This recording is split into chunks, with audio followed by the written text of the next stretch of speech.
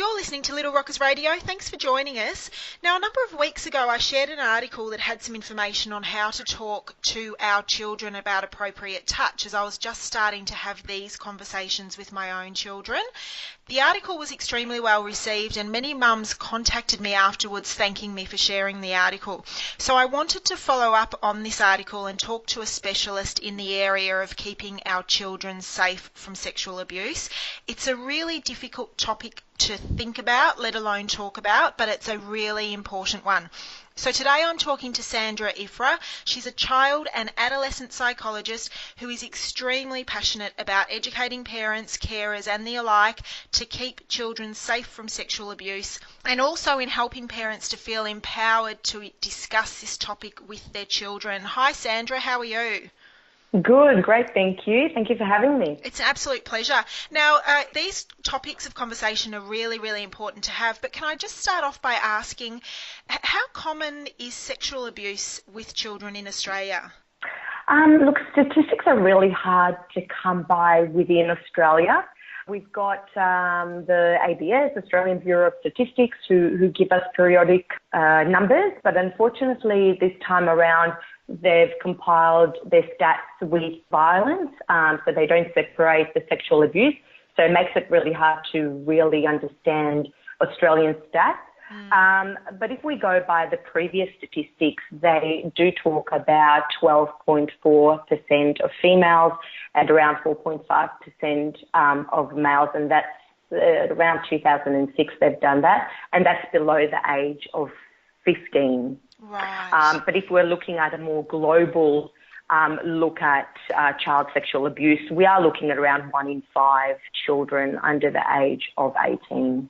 Wow, and that's, I guess that's reported abuse too, isn't it?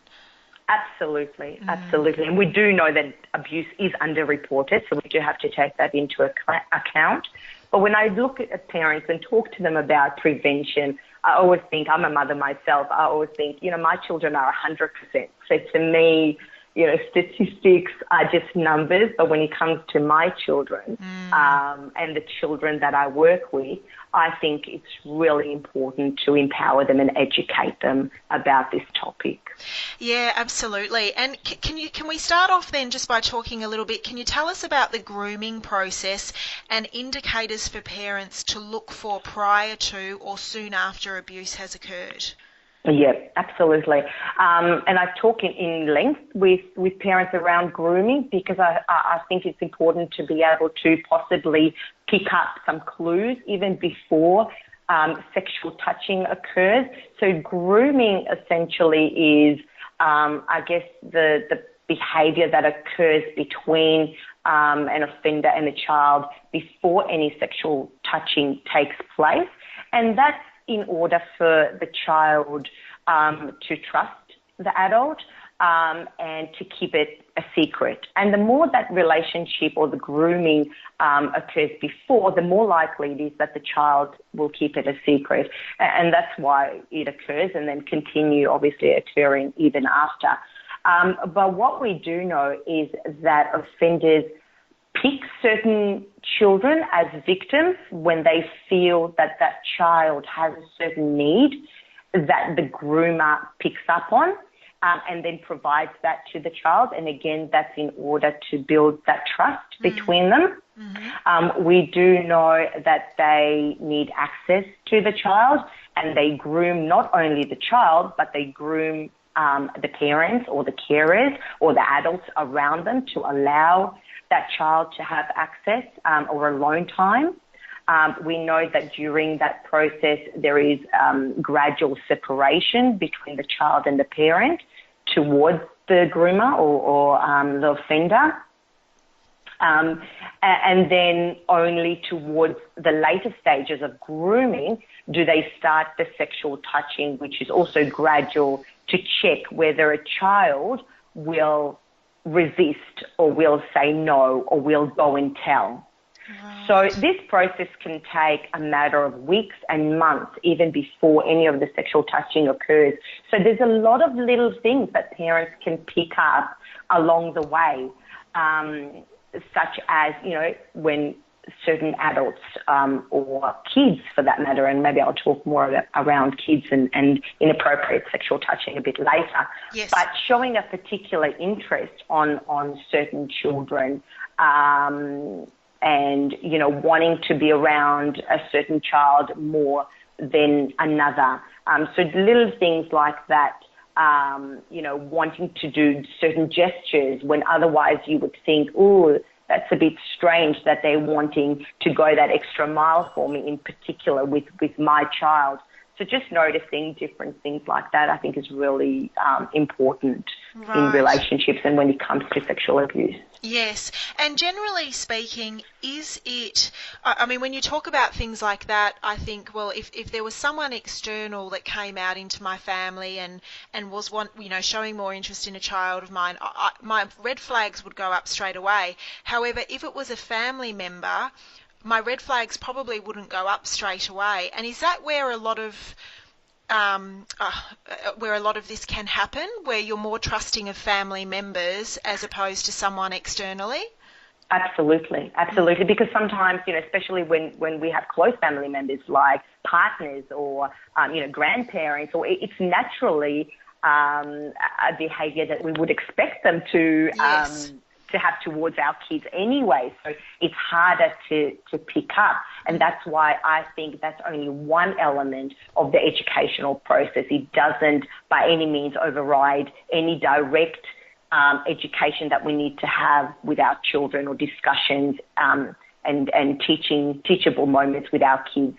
Yes, absolutely. And generally speaking, does it come from within the family or the wider family circle? Is it more common within that realm, or can it come from, strangers that come into the family? Like, where does it generally tend to happen more commonly?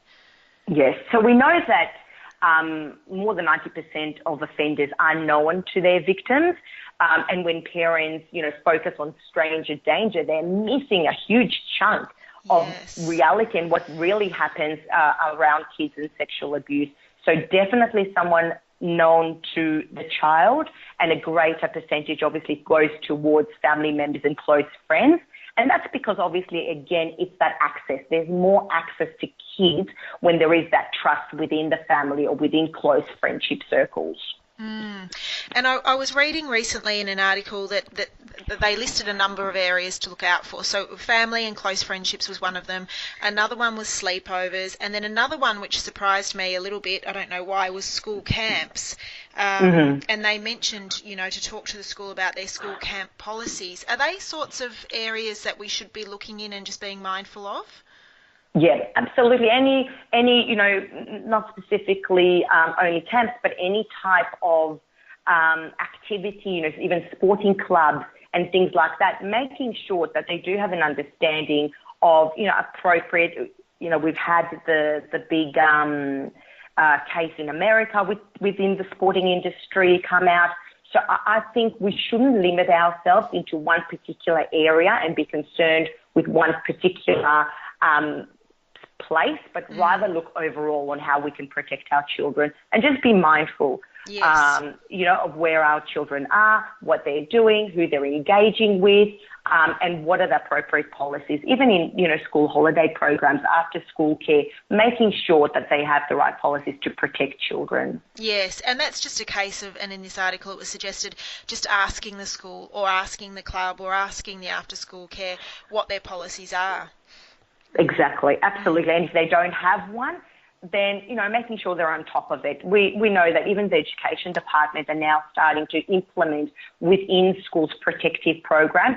So everyone is slowly getting on board with this issue and how important it is. And schools that don't have policies to cover that need to be on board with it and step up and have those written up quick smart. Yes, okay. And so obviously flipping on that and having the conversations with our children, at what age do we start the conversation on body safety or appropriate touch with our children, and what do we say to them based on their appropriate age levels? So the magic question and the magic age that all the parents ask me and want to know, what is the age? And that's obviously hard to predict in all children because developmentally children are different. at different ages.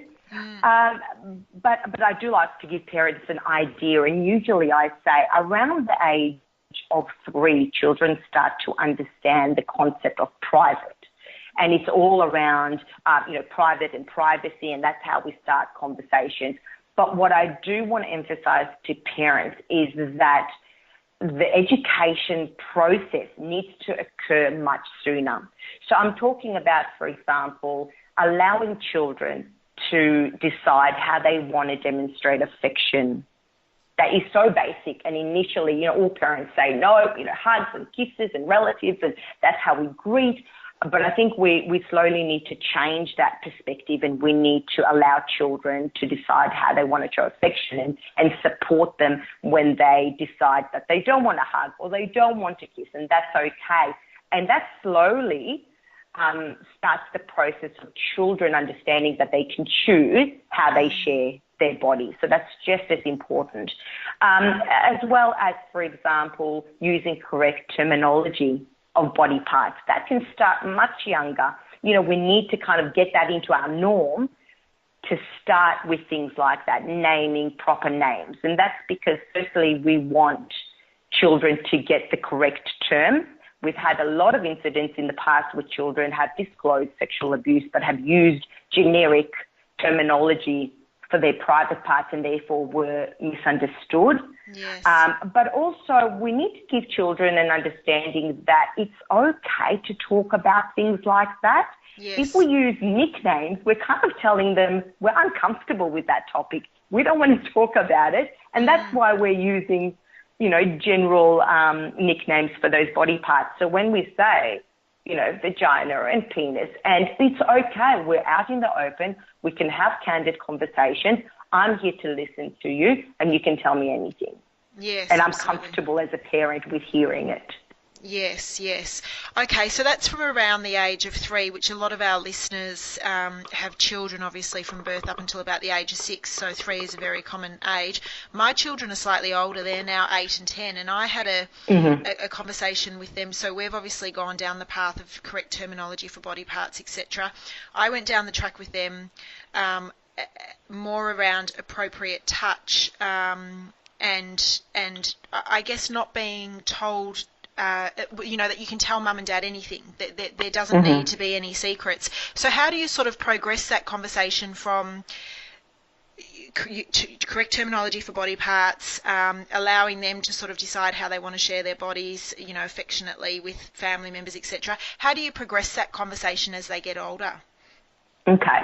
So what we want to do with kids is we want to incorporate the educational process of body safety into their everyday lives. So it's not about, okay, I'm going to sit my child down and have a deep and meaningful conversation with them about body safety. It's more around how do we incorporate messages around body safety into everyday life and everyday situations. And that's when parents need to be intuitive in finding teachable moments in everyday life. So, for example, little kids naturally are naked in baths. Sometimes siblings play in the bath together. That is a perfect place to start having little conversations about naming your private part. Usually they're very curious. They might want to touch it. They might want to touch each other. And that's definitely a natural process, and we don't want to take that away. But it's a fantastic opportunity to explain to them about private parts and what it means and what's okay and what's not okay. And then as life progresses, we need to look at different opportunities to get that information into them. So later on, they start to go to play dates. It might be supervised to begin with, but then later on we have to let go as parents, and that's difficult. But that's a good opportunity to talk to them about a safety plan. You're going, I'm not going to be there. What can they do in different situations when they're feeling uncomfortable? Right. Having that conversation. So looking at different life events and developmental stages where you can keep having those discussions with them. Conversations about secrets. I can think of many situations where the word secret or secret situations have come up with for me and my children, where I've had an opportunity to talk to them about okay and not okay secrets. What's an okay secret to keep? And usually I say to them, you know what, an okay secret is like a surprise. So eventually everyone finds out and it's something good and makes people feel happy. But not okay secrets are usually something that makes us feel a bit funny in our tummy and uncomfortable. Yes. And then what do they do? What is the plan? What can they do? And then, each house is obviously going to have their own plan, but what I want to do is keep it simple with the younger kids. Yep. And obviously that's going to be different with the older kids when they start, for example, going to sleepovers. So you need to have a different sort of conversation to them around that and what is the safety plan around that. Yes, okay. And as they progress... sorry. So can you give us an idea on when you say a safety plan? To tell you the truth, my mind draws a bit of a blank. Can you give me an example of what you mean with that, so with say, the for a younger kids, child? Yeah, when I educate younger kids in my program, we look at something like no, go, tell. So first they say no and try and stop that behaviour. And I tell them, sometimes it's really hard to do that, especially when it's an adult. It's really difficult. And if we try and we don't succeed, we try and leave the situation. And that could be also difficult when you're in a place where you don't know where you are or you don't know what to do. Yes. And then we go to tell. And that's something that I say can always happen. If there's anyone right there and then that you can tell, or later on, or no matter how long after, instill in them that someone's going to be there to listen and that they can always come to you and tell you about it. Yes, okay. I love that no-go tell. That's fabulous. Okay. There's so much information, isn't it? Absolutely. I'm trying to condense it for the listeners, but there's absolutely, my workshops are 4 hours long, so I'm hoping to get as much information for them. Yeah, of course. Now, what do we do if, as parents, we suspect something has happened to our child? What do we do? Who do we reach out to? First of all, I want to encourage parents to have an open conversation with kids. You can ask the question. It's okay, because once you educate kids, it's just like asking them anything around, has anyone hurt you? Has anyone hit you? Has anyone bullied you? It's just the same. When we're exploring, you can ask, has anyone touched you inappropriately on your private parts? Has anyone asked you or made you touch their part? It's absolutely okay to ask that question. We're not going to put anything into our child's minds. To them, it's no different than asking if anything else has occurred in their lives. So that's, absolutely, I want to encourage parents to explore that with their children. Give them a sense that you would believe anything that they have to say and share with you. And there are lots and lots of support agencies out there that parents can contact for additional guidance, such as the Centre Against Sexual Assault, which is a Victoria-wide service that you can call and reach out to. Definitely Department of Human Services is some place that you can call and consult with when you're suspecting something inappropriate is happening. And then if you definitely know that something inappropriate has happened, then obviously police are also there. They've got a special unit that handles sexual offences that you can call and consult as well.